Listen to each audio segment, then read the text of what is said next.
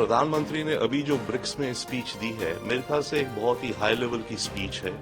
उन्होंने सबसे पहले तो ये इंडिकेट करा कि ये जो दुनिया है ये नॉर्थ साउथ और ईस्ट वेस्ट में बट नहीं रही है, परंतु ये एक मल्टी पोलर वर्ल्ड बन रही है। स्विफ्ट का जो फाइनेंशियल नेटवर्क है जो दुनिया में चलता है, जो अमेरिका डोमिनेटेड है, जब कोई भी सैंक्शंस होती हैं किसी देश पे तो अमेरिका वो स्विफ्ट को स्विच ऑफ कर देता है।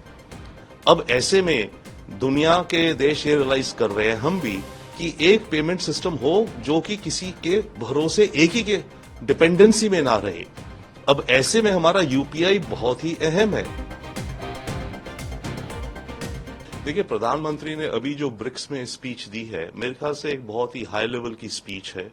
उन्होंने सबसे पहले तो ये इंडिकेट करा कि ये जो दुनिया है ये नॉर्थ साउथ और ईस्ट वेस्ट में बट नहीं रही है, परंतु ये एक मल्टी पोलर वर्ल्ड बन रही है।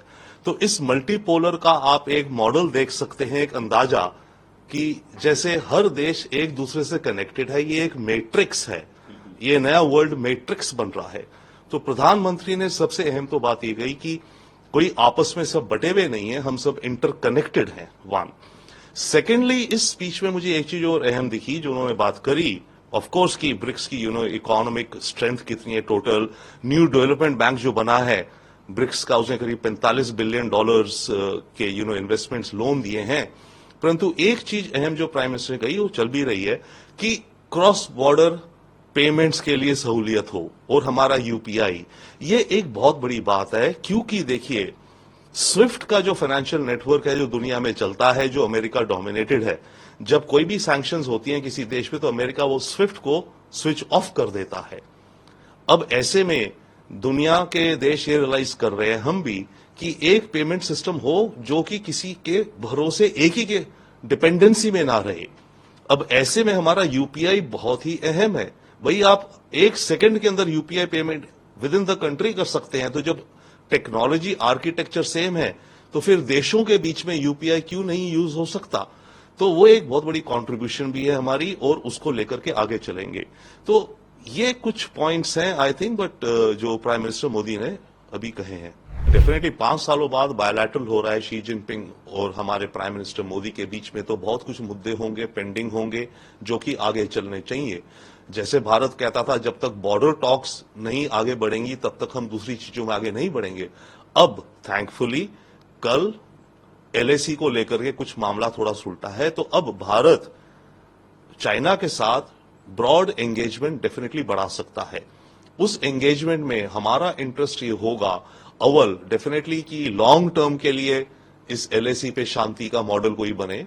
दूसरा, भारत का जो ट्रेड डेफिसिट है चाइना के साथ करीब $80 बिलियन है, जो हम डेफिसिट में जाते हैं। तो हमारे को चाइना को कन्विंस करना और परसुएड करना, और शी जिनपिंग को ये करना चाहिए कि अपनी मार्केट का एक्सेस भारत के एक्सपोर्ट्स के लिए खोले और हमारे एक्सपोर्ट्स आसान हो।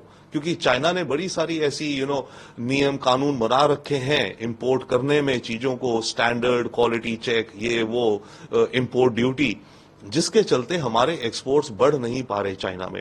तो एक बहुत बड़ा एम्फेसिस होगा प्राइम मिनिस्टर मोदी का चाइना को कि आप अपनी मार्केट हमारे ट्रेड के लिए खोलिए ताकि ये डेफिसिट कम हो, हम दोनों का जॉइंट ट्रेड बढ़े। 16वें ब्रिक्स समिट के शानदार आयोजन के लिए मैं राष्ट्रपति पुतिन को हार्दिक बधाई देता हूं और ब्रिक्स से जुड़े नए साथियों का भी एक बार फिर से हार्दिक स्वागत करता हूं। नए स्वरूप में ब्रिक्स विश्व की 40% मानवता और लगभग 30% अर्थव्यवस्था का प्रतिनिधित्व करता है। पिछले लगभग 2 दशकों में ब्रिक्स ने अनेक उपलब्धियां हासिल की हैं। मुझे विश्वास है कि आने वाले समय में यह संगठन वैश्विक चुनौतियों का सामना करने के लिए और अधिक प्रभावी माध्यम बनकर के उभरेगा। फ्रेंड्स, मैं न्यू डेवलपमेंट बैंक के अध्यक्ष हर एक्सेलेंसी दिल्मा रूसेफ का अभिनंदन करता हूं। पिछले 10 वर्षों में यह बैंक ग्लोबल साउथ के देशों के विकास के लिए महत्वपूर्ण विकल्प के रूप में उभर रहा है। भारत के गिफ्ट सिटी के साथ साथ अफ्रीका तथा रूस में रीजनल सेंटर्स के खुलने से इस बैंक की गतिविधियों को बल मिला है और लगभग $35 बिलियन के डेवलपमेंट प्रोजेक्ट्स सैंक्शन किए गए हैं। एनडीबी को डिमांड ड्रिवन सिद्धांत पर काम करते रहना चाहिए और बैंक का विस्तार करते हुए long term financial sustainability, healthy credit rating और मार्केट एक्सेस सुनिश्चित करने पर प्राथमिकता रहनी चाहिए। फ्रेंड्स, नए स्वरूप में ब्रिक्स $30 ट्रिलियन से भी ज्यादा बड़ी इकोनॉमी है। हमारे आर्थिक सहयोग को बढ़ाने में ब्रिक्स बिजनेस काउंसिल और ब्रिक्स विमेन बिजनेस अलायंस की विशेष भूमिका रही है। इस वर्ष ब्रिक्स के अंदर WTO reforms, trade facilitation in agriculture, resilient supply chains, e commerce और स्पेशल इकोनॉमिक जोन को लेकर जो सहमति बनी है उससे हमारे आर्थिक सहयोग को बल मिलेगा। इन सब पहलों के बीच हमें स्मॉल और मीडियम स्केल इंडस्ट्री के हितों पर भी फोकस करना चाहिए।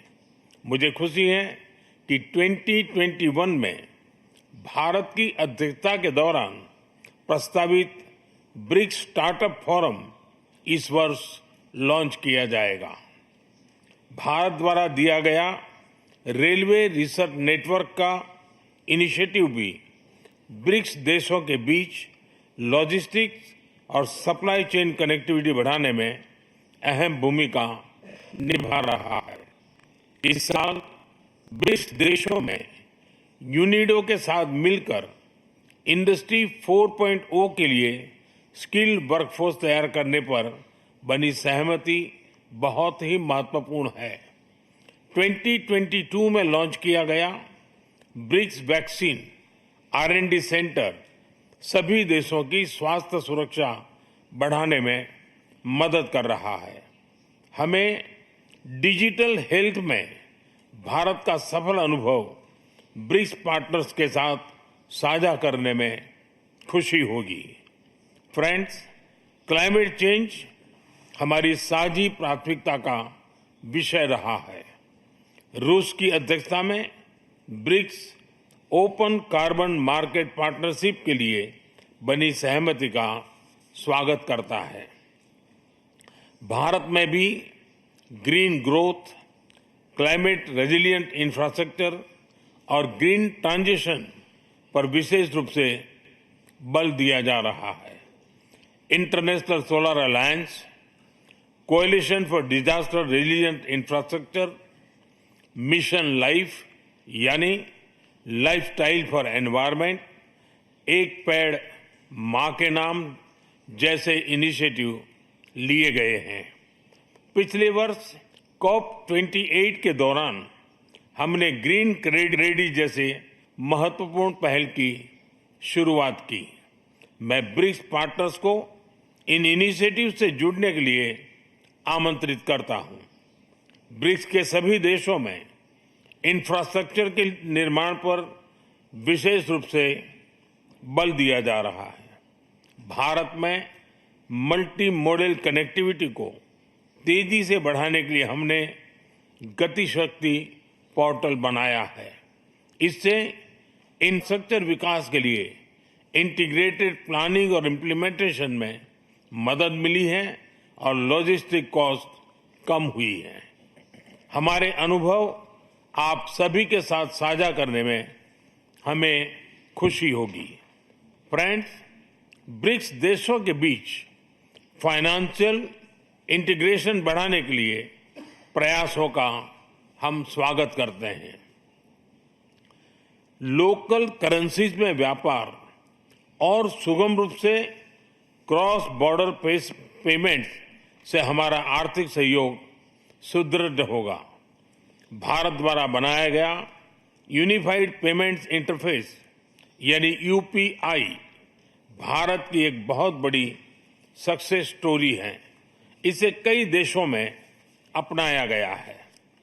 पिछले वर्ष हिज हाइनेस शेख मोहम्मद के साथ मिलकर हमने इसे यूएई में भी लॉन्च किया। अन्य ब्रिक्स देशों के साथ भी इसमें सहयोग किया जा सकता है। फ्रेंड्स, भारत ब्रिक्स के अंतर्गत सहयोग बढ़ाने के लिए पूरी तरह से प्रतिबद्ध है। हमारी विविधता और मल्टीपोलैरिटी में हमारा दृढ़ विश्वास हमारी ताकत है। हमारी यही ताकत और मानवता में साझा विश्वास हमारी भावी पीढ़ी के समृद्ध और सशक्त भविष्य को सार्थक रूप देने में सहयोग होगा। आज की बहुत ही महत्वपूर्ण एवं उपयोगी चर्चाओं के लिए मैं सभी का आभार व्यक्त करता हूं। ब्रिक्स के अगले अध्यक्ष के रूप में मैं राष्ट्रपति लूला को हार्दिक शुभकामनाएं देता हूं। भारत आपकी ब्रिक्स अध्यक्षता की सफलता के लिए अपना पूरा सहयोग देगा। एक बार फिर राष्ट्रपति पुतिन और सभी लीडर्स का बहुत बहुत धन्यवाद।